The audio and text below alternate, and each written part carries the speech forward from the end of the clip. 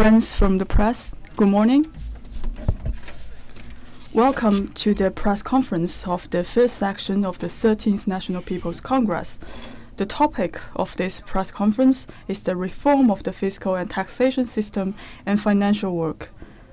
We are glad to invite the Ministry of Finance, Xiao Jie, Vice Minister Xiao Jie, and Vice Minister Hu Jinling. First, we invite Minister Xiao. Thank you. Friends from the press, good morning. In the past year, with the leadership of Party Central Committee with Comrade Xi Jinping at its core, the Ministry of Finance has implemented the decisions and instructions of the Party Congress and implement a very proactive fiscal policy, optimizing the expenditure structure and expand the investment in key areas and in full support of the supply side reform. We have made contribution to the stability of the development and the improvement of the livelihood of the people. With the instruction of the State Council,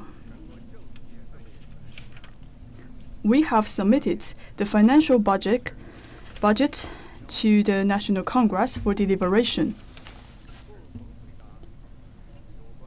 Now, with together my colleague, the Vice Minister Xiao Jie and Hu Jinling, would like to address questions from you.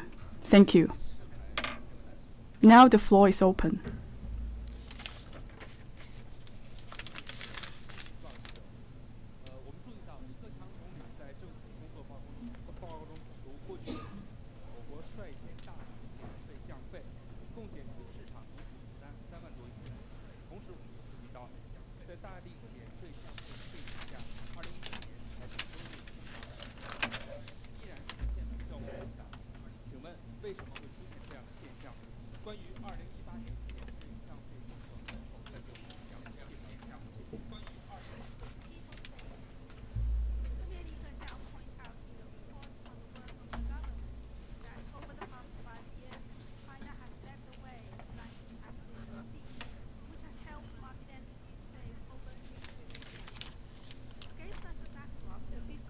Still enjoyed a fairly rapid growth of 7.4% in 2017.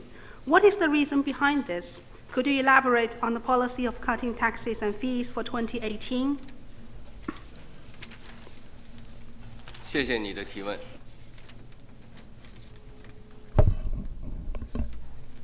Thank you for your question.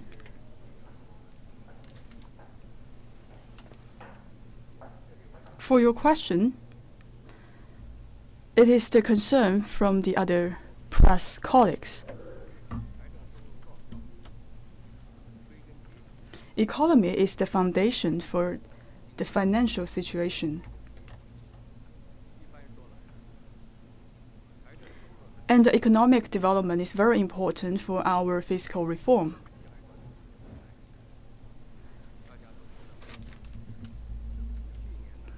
The financial revenue relates closely to the economic development.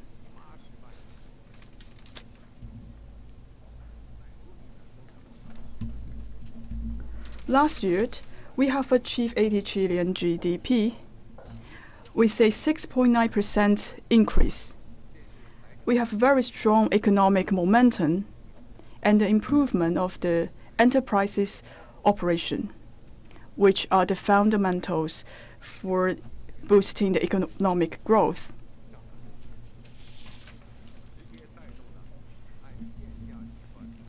And we have a very fast growth of the PPI, which drives the increase of the taxation revenue. For the current taxation revenue, it is most composed of the indirect taxation revenue.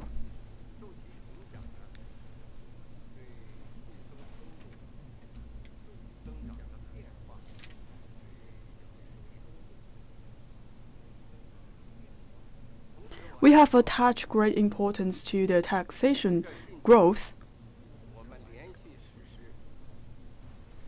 The other thing I want to mention is that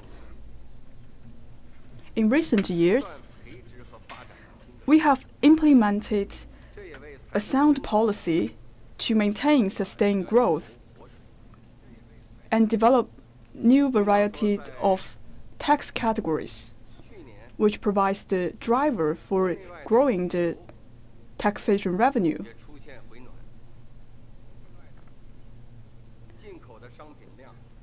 Last year, we also see a high demand from China and abroad. And we have an increase in the number of products, of imported products,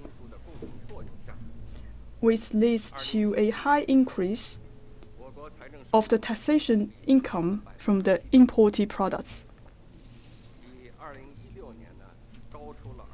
In 2017, the taxation increase has reached 7.4%, which realized a 2.9% increase over 2016.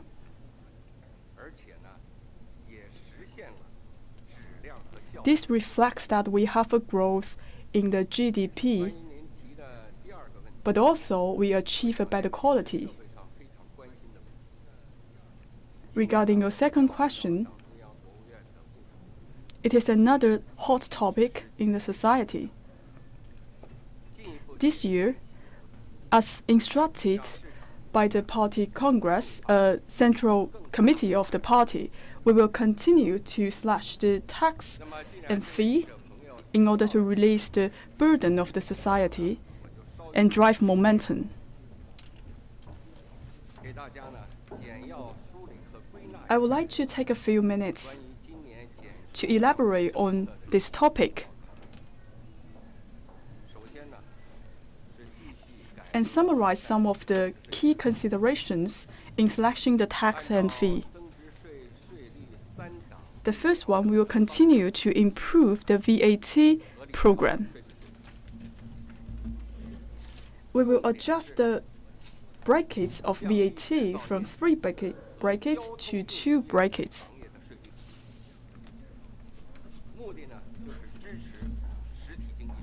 The purpose is to reduce the tax rate for manufacturing and the transport industry in order to drive the growth of real economy. And the second is to reform the individual income tax,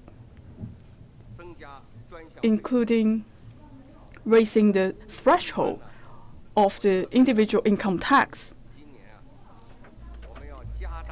And we will also like to create more expense deductions. And this year, we will continue our strenuous efforts to support the small, medium, small, low-profit enterprises. And we will provide them with a favorable tax policy to those companies and benefit them. And we also need to further implement the angel investments and venture investment projects. For equipment under 5 million RMB, and we will also adding some favorable tax reduction policies. With these tax reduction policies, it is estimated that we will have around 80 million tax reduction for the year. And this year, we will continue to overhaul the government management funds and abolish or suspend administrative charges by enterprises. And it is estimated that it will slash down a further 300 billion yuan. So this year, we will give more reductions from the government side in order to provide more benefits to the public. Thank you.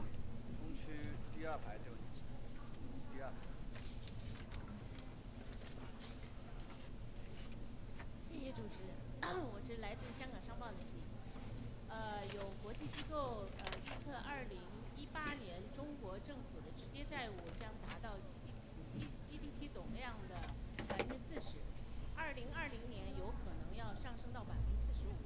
请问财政部对此有何评论？下一步怎么样加强这个地方债务的这个管理，还有这个就是控制这个债务的风险？谢谢。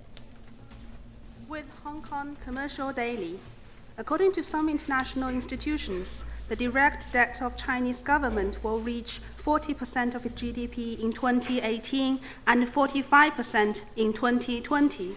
What is your comment on that? What new measures will the government take to strengthen management of local government debt and fend off debt risks? 谢谢您的提问。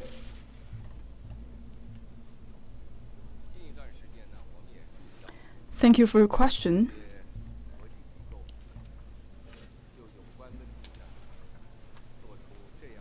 We realize that for some international institutions, they have made some projections over certain concerns. Before I address these questions, I would like to clarify one concept. With the budget law of China, we have a scope for the range of the debt. It includes the national debt from the central government and the local government's bond.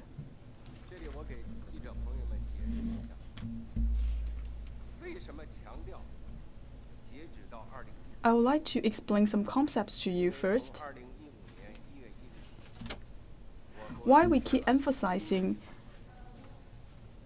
the number by the end of 2014. Start from 2015, China has adopted a revised budget law.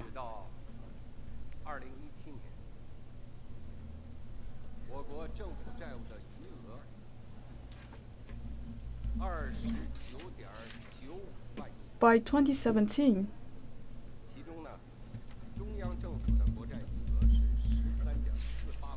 the debt balance of China reached 29.9 trillion.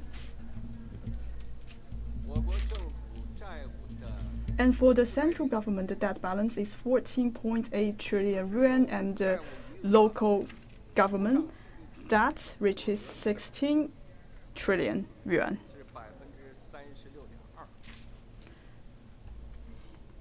Based on this number, we calculated the debt to GDP ratio, which is 36.2%. Actually, this number in 2017 already has some improvement compared to the previous year, which is 36.7%.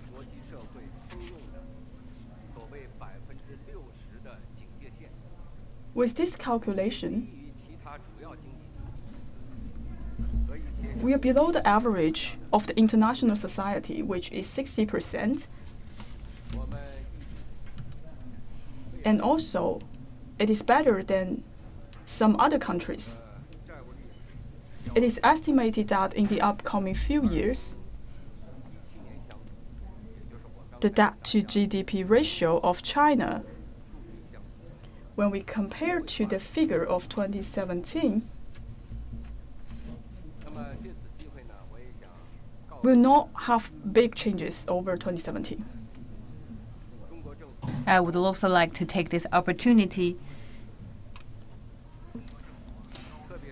to brief you that China always attach great importance on management of a governmental debt, especially after we followed the new budgetary law. We have issued a raft of policies and measures which covers the current stock management, warning, emergency, daily management, and supervision.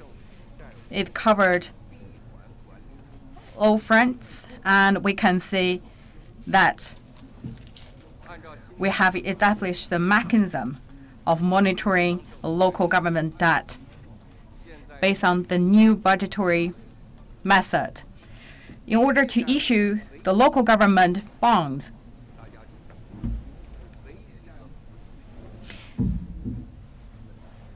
or this is the only way, let me say that this is the only way to raise funds for local government. To the illegal financing method, we have always our attitude is clear-cut and consistent. We will always trace to the responsibility, and we follow every single case of illegal behavior. Maybe you have already noticed that last year we published to the illegal case around 10 cases in this regard, and we have punished around more than 100 people involved. For our next step, we will continue our efforts in this regard.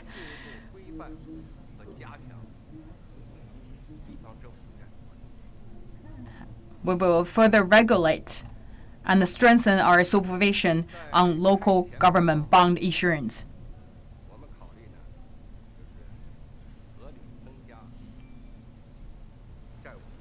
Our consideration is that we will increase the scope of debt in an appropriate way. So this year, our plan is to increase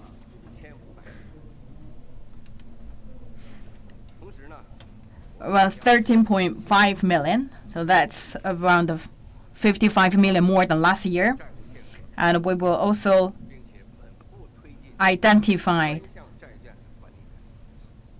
the debt ceiling number for each area, and we will also set up the specific projects.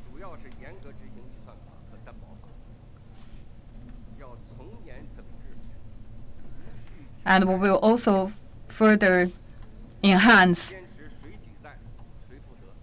the power of budgetary measurement. We will monitor and treat the responsibility who raise the bond, who will pay the responsibilities. Who issue the bond, who pay the responsibilities. We will strengthen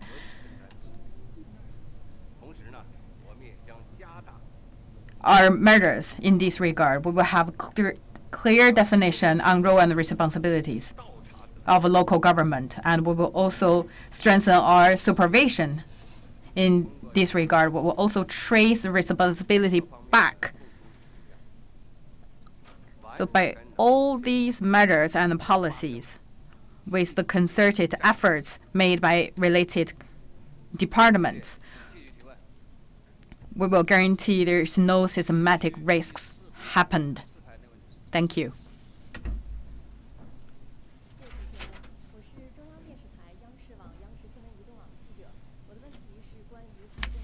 效的，我们看到2017年全国财政支出是首次突破了20万亿元。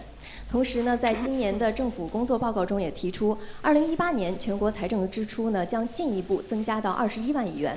应该说，我们国家的钱袋子是越来越沉了，同时呢，对提高财政资金使用效益的要求也越来越高了。所以在这儿，我想请问肖部长，财政部将采取哪些措施，切实把钱花好，用到刀刃上？谢谢。With CCTV. In 2017, China's fiscal expenditure exceeded 20 trillion yuan for the first time, and it will be further increased to 21 trillion yuan this year, according to the government work report. As we have greater financial resources than before, there is also higher requirement on the efficiency of government funds. What measures will the Ministry of Finance take to ensure that the financial resources will be used for the most worthy projects? 感谢记者朋友对财政资金使用绩效问题的关心。 Thank you for your question. And I would also like to appreciate our gratitude for your focus on this regard. We use the government funds for the people and to the people. We should always use the governmental fund to the worthy projects in order to create a high efficiency. This is our basic role and responsibility. As you have asked the question regarding the fiscal expenditure, for the fiscal government, actually, we have larger roles in this regard. Same as one family, if you consider a family expenditure. So fiscal expenditure arrangement should consider that where we should allocate this number of funds. We need to always trigger to the high worthy usage of the fund. We should not waste any single source of the money. So that require us to have the performance management on governmental funds expenditure. Though recently, the Ministry of Finance has studied in this regard, and we have established the framework of performance-driven management method based on party's 19th National Congress requirement. We will further increase our efficiency in the governmental funds management and increase the public service quality. I would like also to take this opportunity regarding your key concerns. I would like to briefly introduce to you our consideration in government funds. So first, we will further improve the mechanism in government funds management. We will comprehensively set up the goal and also have the clear role and responsibility regarding the government funds. So basically, the person should pay the responsibility to use the government funds, especially down to each department. So we will have a close monitor on funds usage. Especially, we will further our management and monitoring on the operation and pre-operation management. If that surpass the goal or surpass the funds is allowed to use, then we will go to the person or the department and to let them correct their behavior. And second, we will gradually expand the scope of management. Right now, the current performance management only to the general public budget. We will expand the scope to cover all fiscal funds, including the governmental and the public sector's funds management. Third, we will strengthen the results of performance-driven management, which means we have the system and we will use the result of the management to lead our work.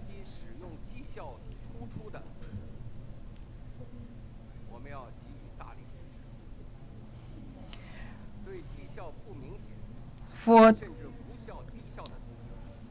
the result with the outstanding performance, we will give further support.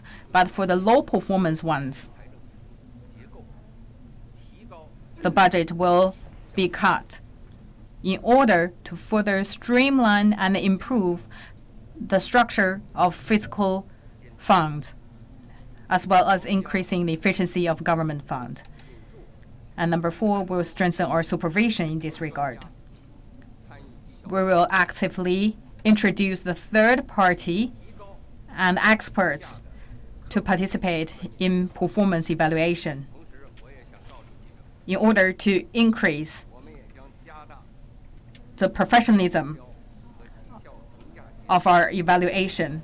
I would like to say that we will also announce our results to the public and also report to the MPC to receive the society, including our media friends, your supervision on our work. And I would also like to share with you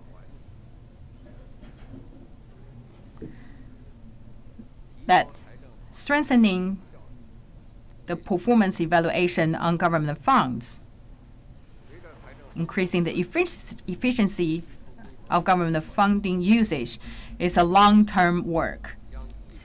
With the government expenditure increasing and the budget revenue increasing, Ministry of Finance, with other related departments, will always tighten our belt. So we will always follow the performance-driven result to create the new way of using our government expenditure. We'll spend less money but do a better job. Thank you.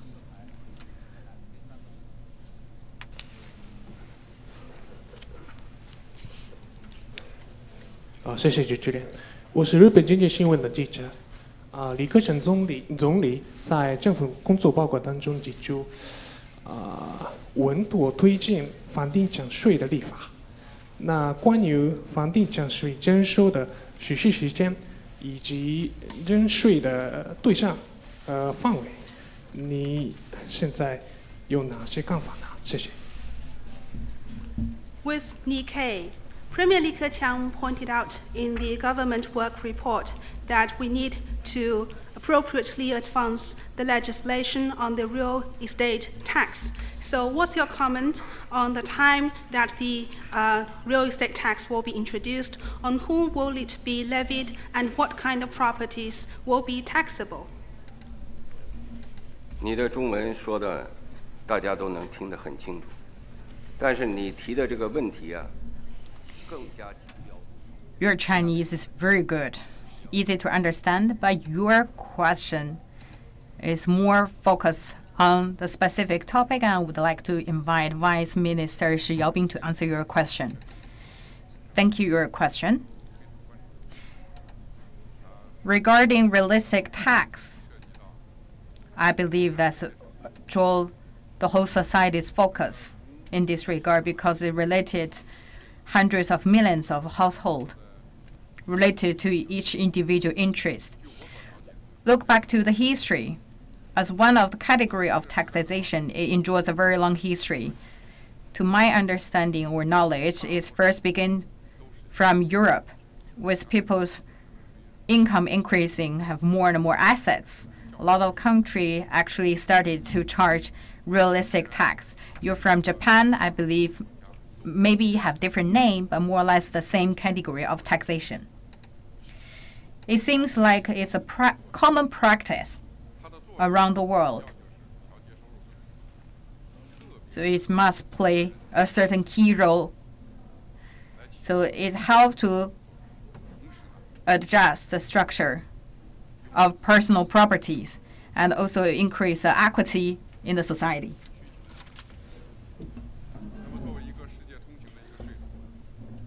So it can satisfy the need to fulfill the services from the government. From the global tax, they have some common. We have made some summarize. There are 4 common principles which are shared by different countries.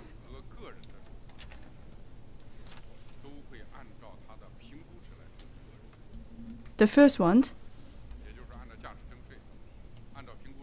so the tax will be imposed based on the value of the commercial and the individual housing. And the second common principle,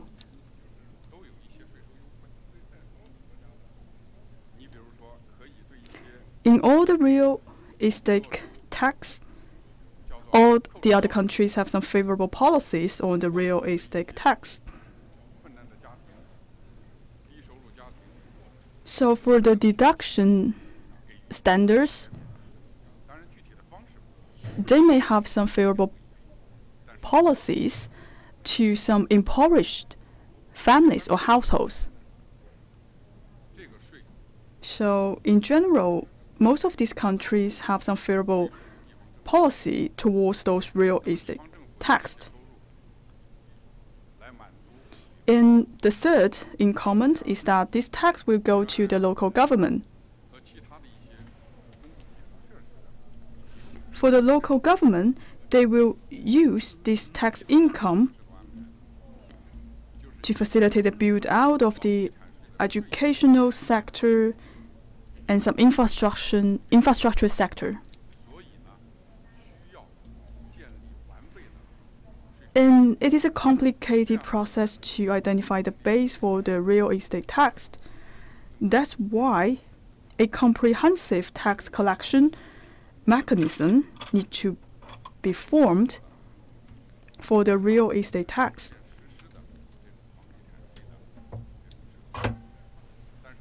So far, in China, we don't have a very comprehensive real estate tax law. But we do have some pilots in the past few years and accumulated experiences. Just like what you mentioned. In Premier Li's government work report, he pointed out that the importance of the legislation of the real estate tax. Actually, during the third plenary session of the 18th-Party Congress, it also emphasized the importance of the legislation system of the real estate tax, as well as the 19th Party Congress. With the instruction of the Central Committee of the CPC, the Finance Department, the Budgetary Department, and other related parties are working closely to improve and draft the real estate tax law. So during this text, it emphasized the importance of the enforcement, and this law will be implemented by stages. Now we are improving the process of setting up the real estate tax. And I just mentioned that most of the countries, they all have the real estate tax, and they have some common grounds. And we will refer to the common characteristics of the real estate tax in other countries. China has its own situation, and we will consider the specific Chinese situations and formulate our own real estate tax. For example, we will consolidate some of the tax categories, or we will lower the tax burden for the build-out of the real estate. By doing this, we can make our own taxation law more reasonable. And it can help us to better allocate our resources. Thank you.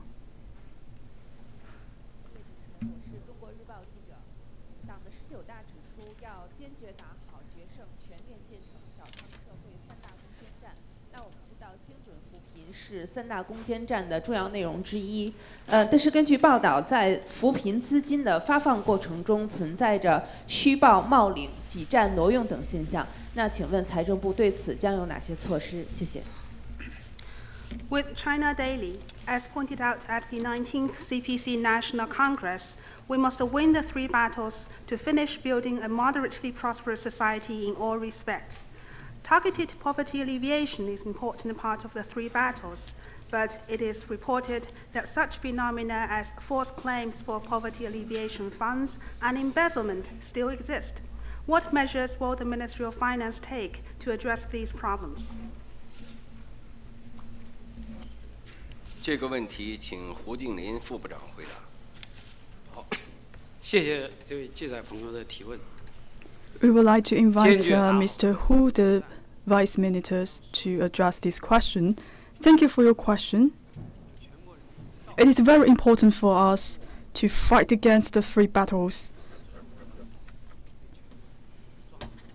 and lift the impoverished population and enter into a moderately prosperous battle.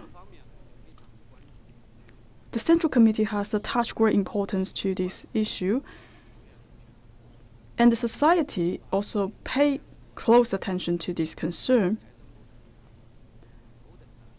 And the Party Congress will stand side by side with the State Council and prioritized the poverty relief.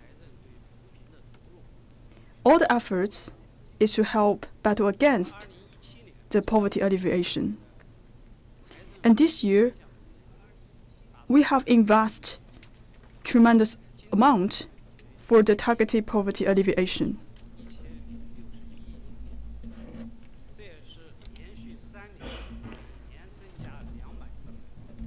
Last year, we have invested 86 billion yuan in this poverty relief fund, and this year, we have increased our fund to 106 billion.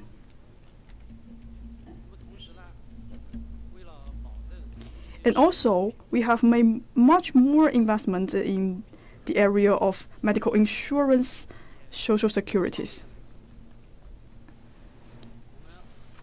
In order to ensure that other impoverished regions can also be lifted out of the poverty, we have prepared more poverty relief fund.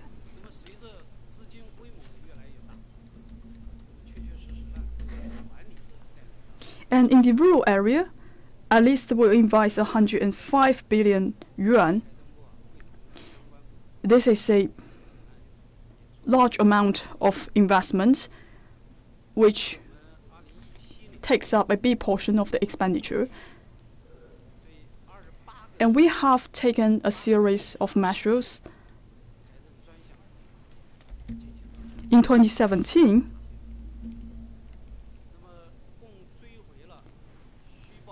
we have supervised the usage of the Poverty Relief Fund in 28 provinces.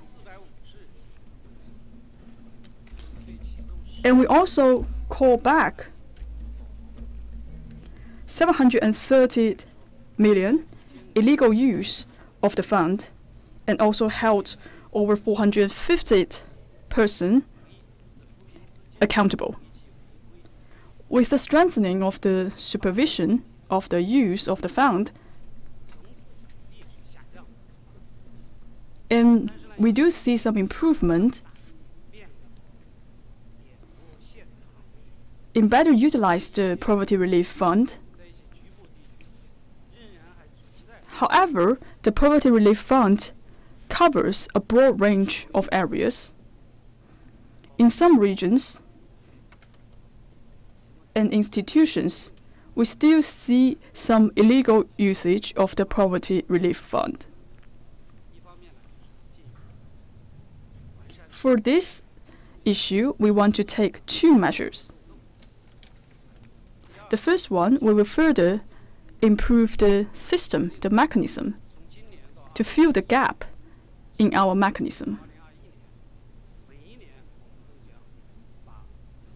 And the second point, we will try our best to investigate in the use of the Poverty Relief Fund, and relevant parties will be held fully accountable if some inappropriate behavior was found. Thank you. 谢谢主持人，我是每日经济新闻的记者。很多人非常关注财税改革进展的问题，其中中央和地方财政事权和支出责任划分改革是财税体制改革的3项重点任务之一，也是加快建立现代财政制度的重要内容，能不能介绍一下这项改革的一个进展情况？谢谢。With National Business Daily, many people are interested in the latest development of the fiscal and tax reforms. To clearly define the respective fiscal powers and expenditure responsibilities of central and local government is one of the 3 key tasks of the reform, an important part in building a modern fiscal system. Could you give us more information on this reform? 你提了一个很专业也很重要的问题。我想为了 This is a 让 very 在场的记者 technical question.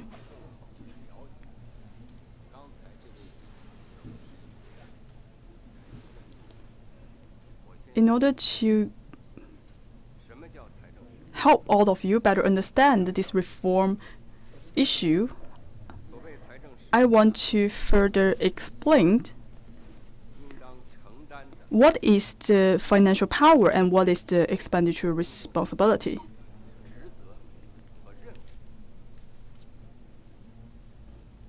When we say financial power, meaning that the obligation for the central government to better utilize the fund to support the build-out of the infrastructure. And for the expenditure responsibility is the obligation for the central and local government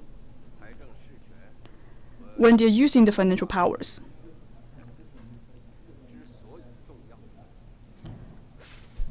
For the reform to define the respective financial power and the expenditure responsibilities of central and local government, this is very important because this reform will define a scientific framework.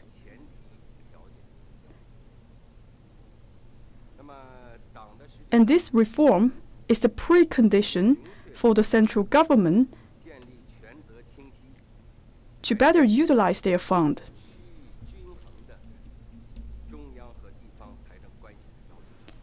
This is also echoes with the spirit that is proposed by the 19th CPC Party Congress.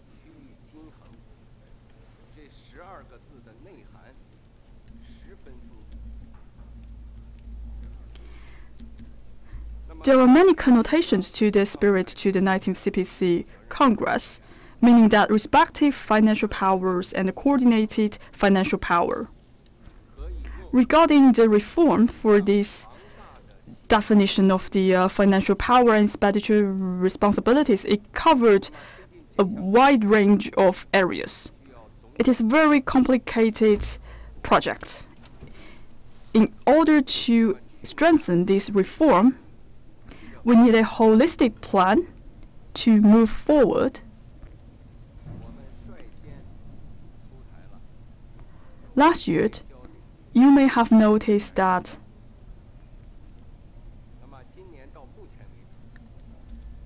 we have released a reform in the diplomatic areas.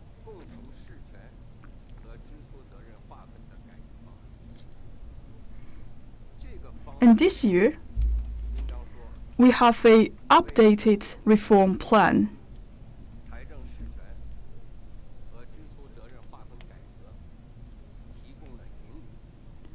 All of these plans that we put forward this year are served as the guidance for the reform to define the respective financial powers and the expenditure responsibilities.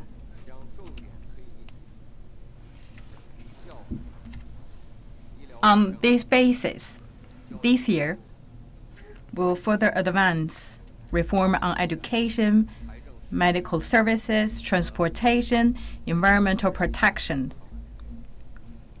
We will further advance the definition of financial power and expenditure responsibilities in those sectors. By further advance the reform, it's very conducive to all levels of local government to further fulfill their duties and be more effective to increase the level of financial power and increase people's happiness, sense of secure and fulfillment. Thank you. 谢谢主持人，我是澎湃新闻的记者。我的问题是关于个税起征点。今年的政府工作报告明确提出要提高个税起征点，增加子女教育、大病医疗等专项费用的扣除，进行合理减负。大家听了这个消息之后都非常高兴。我想请问您能否详细介绍一下这项工作的相关的工作计划？谢谢。With the paper, the report on the work of the government has made it clear that the threshold of individual income tax will be raised and expense deductions for items like children's education and treatment for serious diseases will be created to appropriately alleviate burdens for the people. People are indeed very heartened by this news. Could you elaborate on the work plan on this front?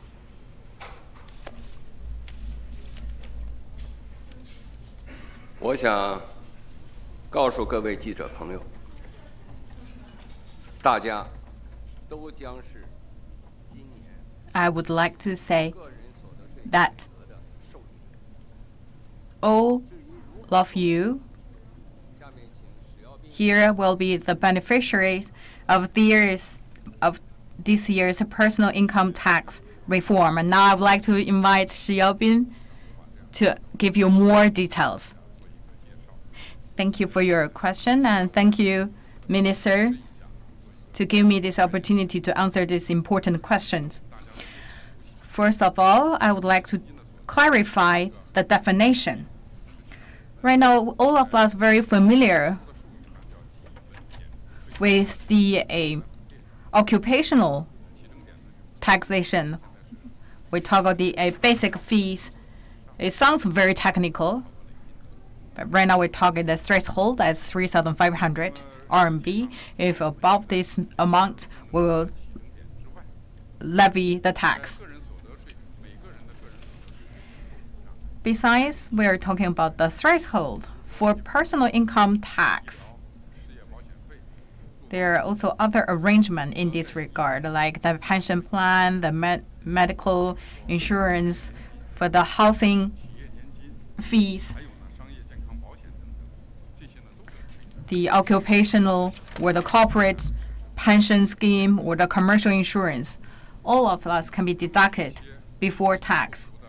And we will also have the policy will be released regarding the before tax health care insurance.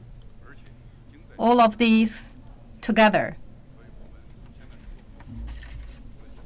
is the rights should be enjoyed or is currently already enjoyed by each one of us. This is the first I would like to say.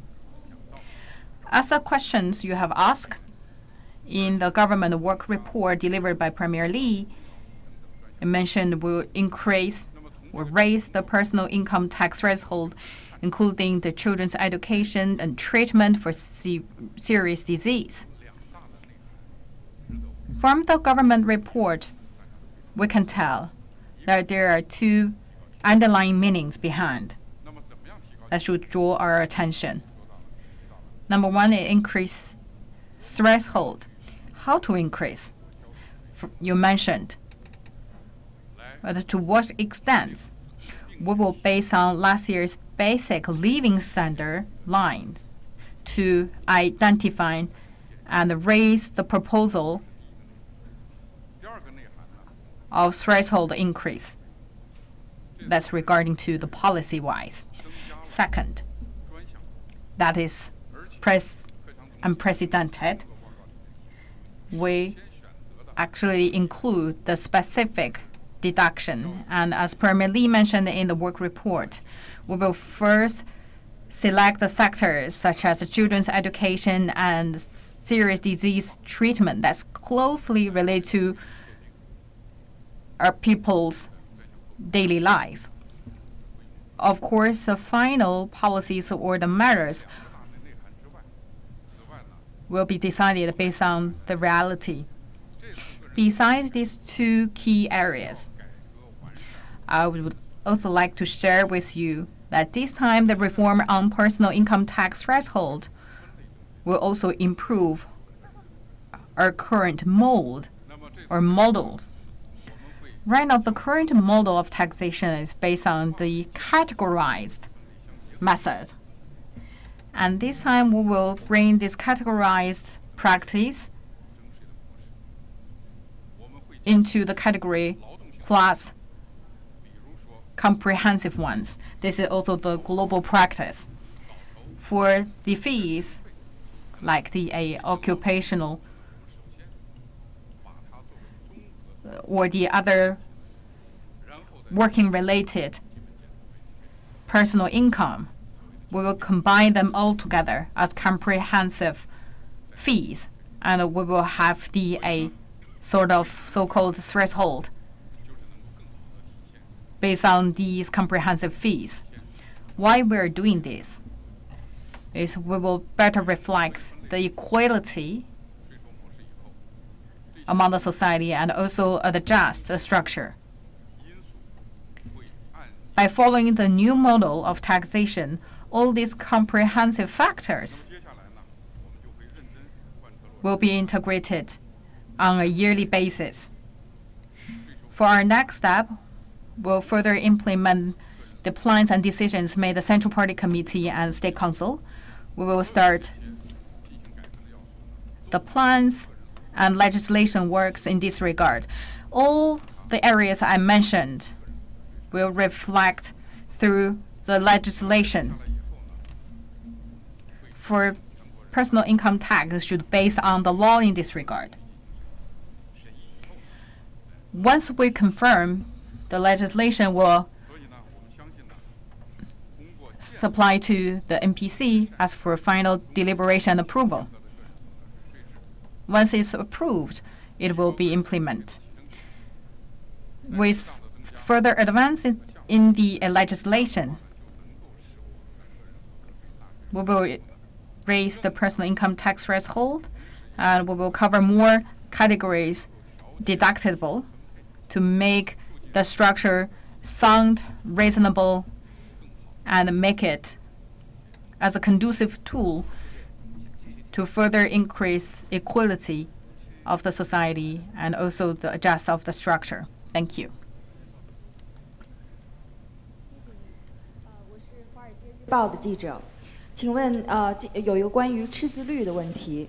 今年的这个赤字率，我们注意到是2013年以来首次下调。那市场比较关心的一个问题就是，赤字率的下调是否是意味着积极的财政政策会逐步的退出？具体说来，就是说，这个赤字率的下调会不会影响到基建投资的增速，从而影响到今年经济的增长？非常感谢。With Wall Street Journal, we have noted that this year the deficit to GDP ratio has been adjusted downward for the first time since 2013. I'd like to know that whether it will affect the investment on infrastructure and, as a result, affect the growth rate of the Chinese economy for this year. 谢谢你的提问。正像你刚才所讲的。Thank you for your question. As you mentioned, this year's deficit to GDP ratio is indeed downward a little bit compared to the number last year.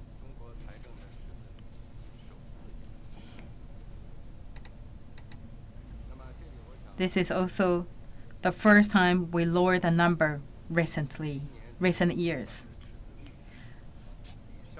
I would like to clear that although the ratio decreased, but let me make it clear that the active fiscal policy remain unchanged. The budgetary arrangement for this year is based on the 238 billion RMB. For the size of deficit actually is the same as the one last year. Deficit to GDP ratio decrease because China's economy is pursuing progress while ensuring stability and a healthier fiscal situation. I would also like to share with you that the decrease in deficit to GDP ratio will also conducive to China's long-term economic development, as well as effective macro regulation.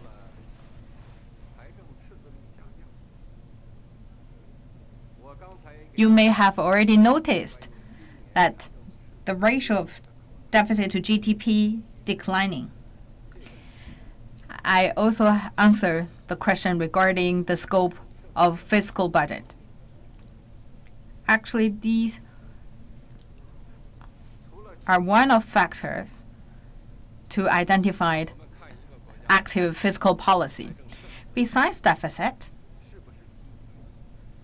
if you look at one country's fiscal policy, whether it's active or not, you should also consider that this country's fiscal policy during execution is effective or not, is conducive to the economic development in a healthy way.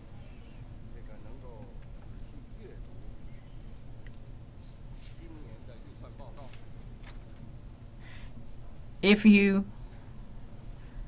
have already read the budgetary report in details, I'm not doing advertisement. This is my suggestion. Please read in details and pay close attention to China's fiscal development. Actually, it's very easy to tell that this year's active fiscal policy actually has remained a very strong momentum. Why I'm saying this? Please allow me to elaborate. First, this year's government expenditure is increasing. The general transfer payment will reach 21 trillion yuan, as the government expenditure is budgeted at 21 trillion yuan. In our work report, it mentioned is 20.9 trillion yuan. Based on the same standards, increased 7.6% compared to the number last year. This growth rate actually is surpassing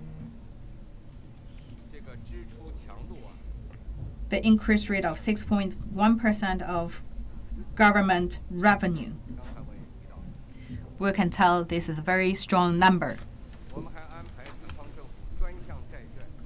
Meanwhile, I also mentioned that we have also issued a bond to local government.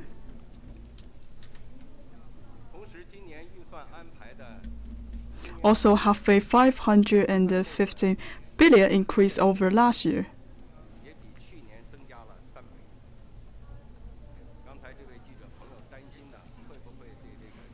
And also we have around like 30 billion increased in the investment for the budget in our budget report. The two figures I have delivered just further inform you that we are actually expanding the investment instead of deducting the investment. And also, the second point I want to make is that we keep slashing the tax and the fees. For this year's budget,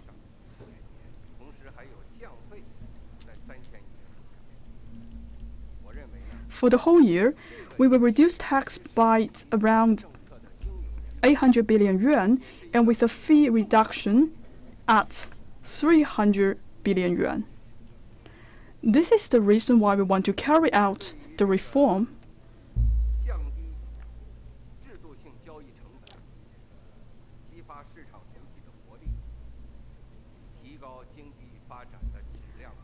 all of this reform will help us to reduce the institutional cost and improve the efficiency of the financial work. And the third point is about the usage of financial fund. We are striving for an effective use of the financial fund. With the budget arrangement, our key priority is the three critical battles, and we will continue to support the supply-side reform and ensure a better life for our people. And we will also cut down the unnecessary expenses through the optimization of the expenditure to improve the efficiency of the use of the fund. And we will reflect the efficiency of the reform of the fiscal and taxation system. Thank you. 谢谢主持人。河南报业全媒体大河报大河客户端记者提问：我们注意到今年的中央1号文件将三农工作的重心聚焦在乡村振兴战略的实施上面。这个乡村战略的振兴离不开我们财政的支持。想请问，2018年我们中央财政在乡村振兴战略方面有哪些安排？谢谢。With 大河报 In the number 1 central document this year, the focus of the work related to agriculture, rural areas and rural residents has been put on implementing the rural vitalization strategy. To do that, the support of the central budget is indispensable. My question is, what measures will the central government take to give financial support to the implementation of the rural vitalization strategy? 你提出的乡村振兴战略是一个非常重要，也非常令人鼓舞的。For the rural revitalization strategy, it is a very important and inspiring policy strategy. I would like to invite Mr. Hu, the Vice Minister, to address your question.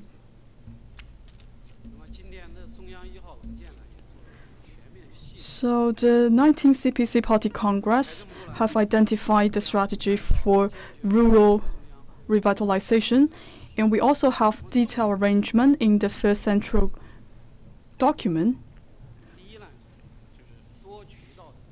And we will strictly follow the instructions from the Central Committee and the State Council.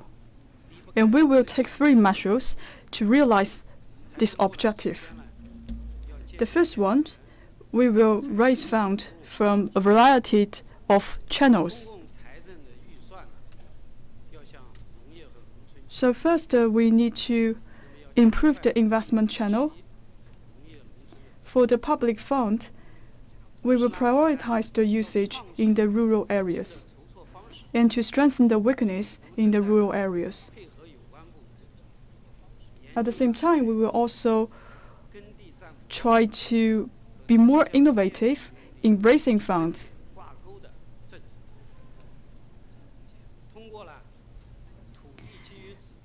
We are also implemented a policy which help us to form a rural and urban integration. Through the trade of the land, we will want more rural people to share the benefits that are created by the urban area. And we will also try to make better leverage of the financial fund.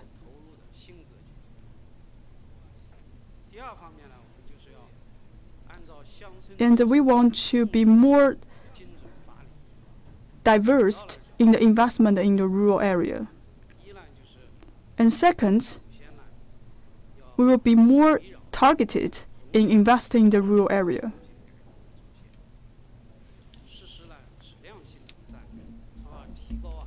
First, we should focus on the supply side reform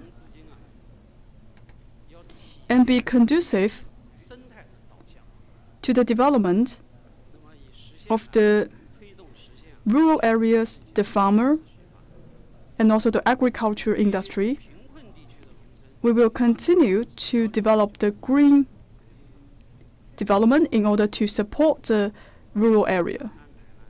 For the impoverished regions, the poverty relief is of the most importance.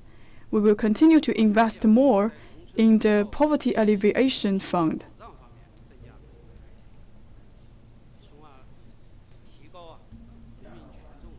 And we will make more investments in the education, medical service, transportation in the rural area to improve their living standards.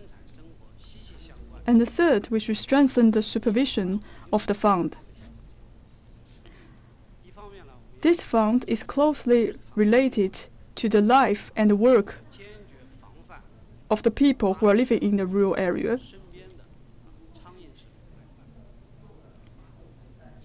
We will give more oversight to the fund and the battle against the corruption that was happening in the rural area.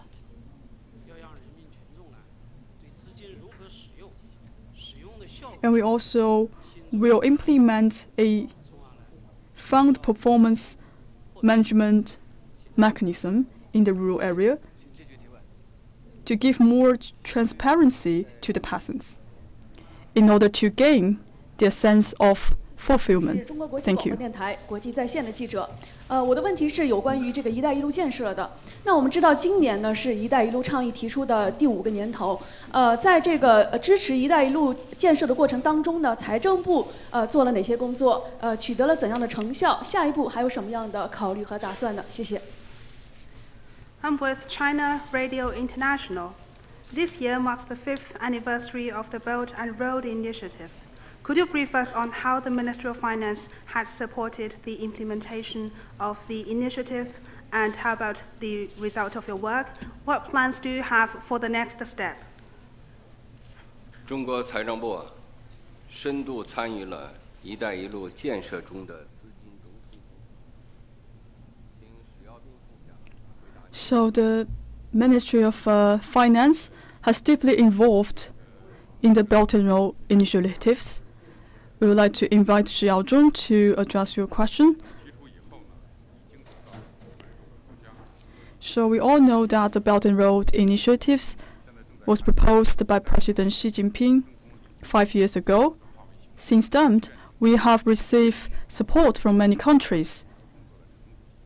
Now, we are putting the theory into reality and have achieved substantive achievements. I want to quote one of the concepts.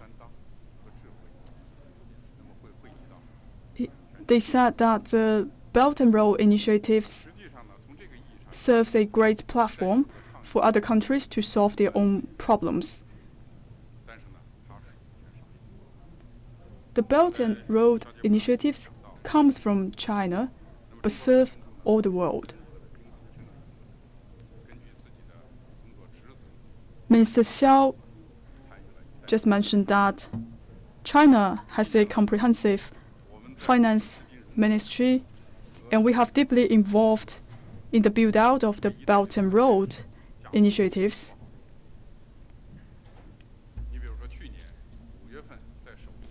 And we have made our contribution to the Belt and Road initiatives.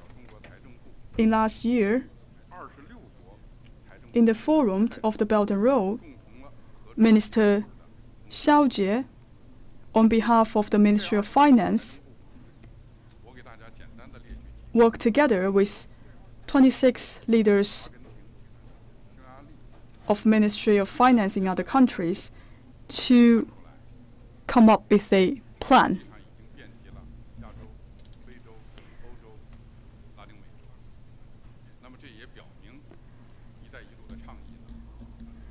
We can see that the leaders coming from the world represent different continents. And from the financing perspective, we have reached consensus with other countries. And the guiding principle of the Belt and Road initiatives is to solve the problem of financing. And the first step is to implement cooperation from the financial perspective.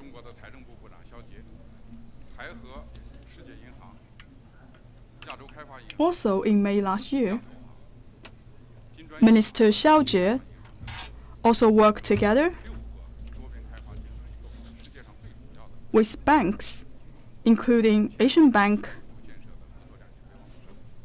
Infrastructure Bank and Development Bank, to sign a memo for the Belt and Road initiatives, representing that China would like to stand side by side with other banks to continue the development under the projects with Belt and Road.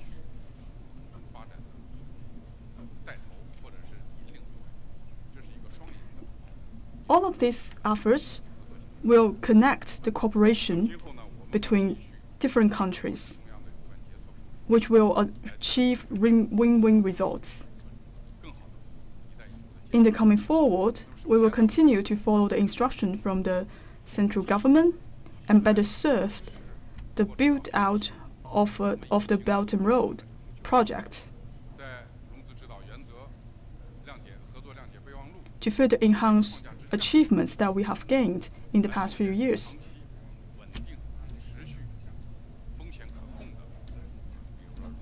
And we would like to formulate a financing mechanism which is stable, and the long term under the framework of the cooperation memo and the Belt and Road initiatives.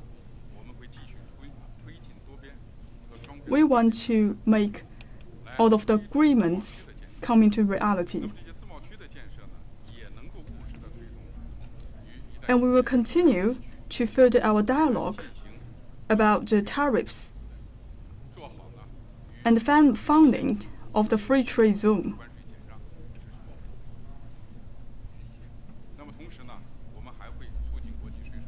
And we would like to be more closely related to those countries along the route who signed the agreement about the tariff.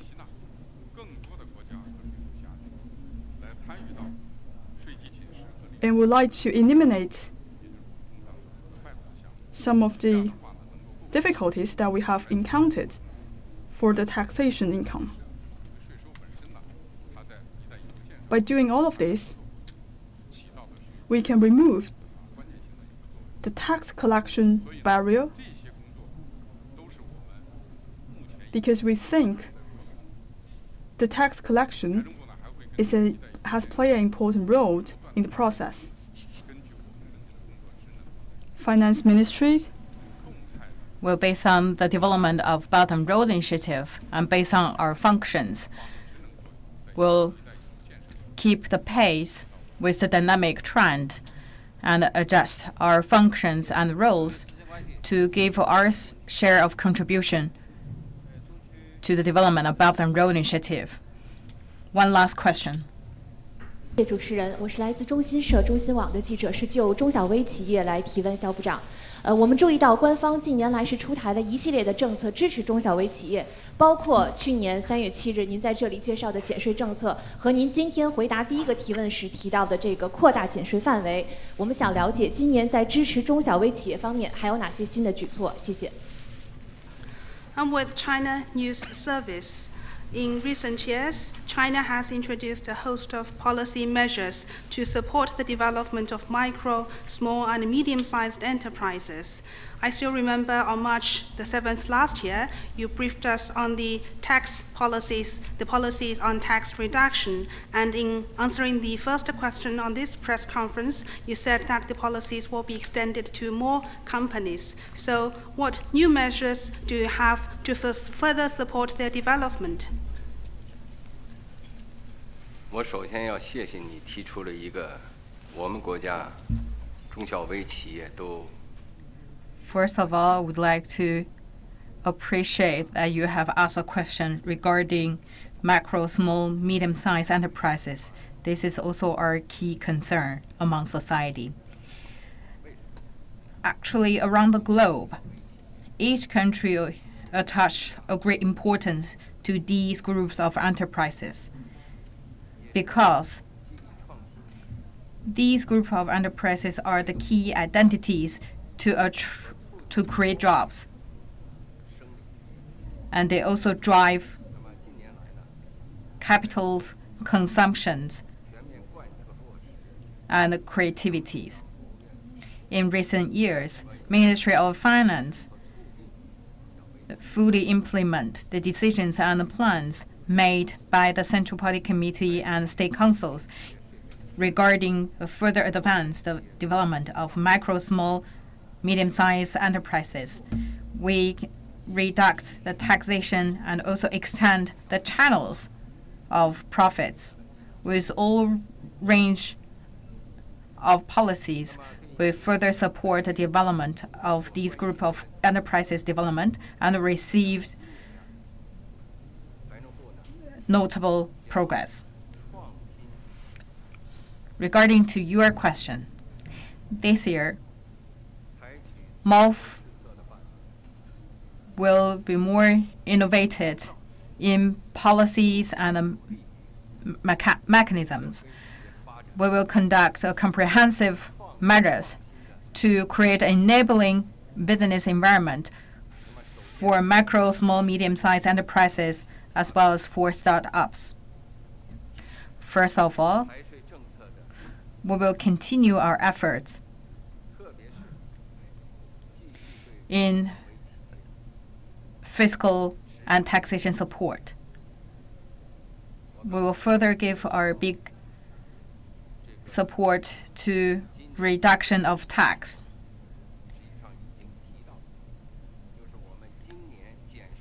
Just now, I introduced this year's tax reduction policies. Actually, I've already mentioned that one of our key focus this year regarding these aspects is to reduce the burden, tax burden of micro, small size enterprises.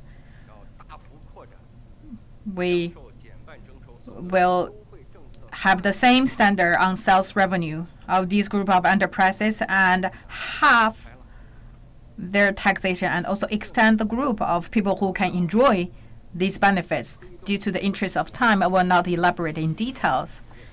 And secondly, we will continue our work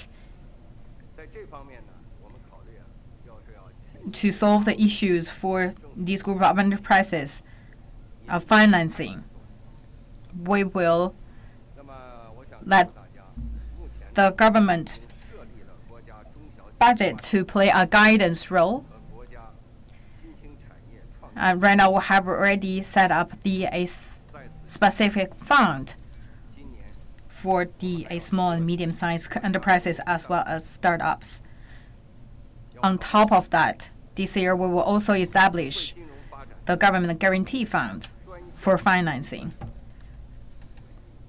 We will improve the inclusive economic development, provide specific funds in this regard, and further optimize the environment for financing.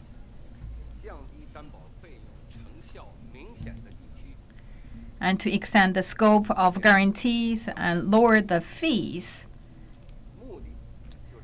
for the areas who did a good job in this regard, we will give the incentives. By doing all of these, we will give further support to these group of enterprises in terms of financing. Thirdly, we will leverage the government's procurement to support these group of enterprises' further development. We consider to let them keep certain amount of a certain proportion for the government prosecutions, or let them combined to participate in bidding process to further optimize the enabling environment to encourage them to participate in government open bidding, to give a very healthy environment for these group of enterprises further development. By giving these beneficial measures and policies, I believe the macro, small, medium-sized enterprises will be thriving. Thank you. This comes to the end of the press conference. Thank you, ministers and vice ministers. Please allow me to say one more thing. I thank you, the anchors and the friends from the media. Due to the interest of time, it's really hard for us to answer all of your questions and give the feedback to all your concerns.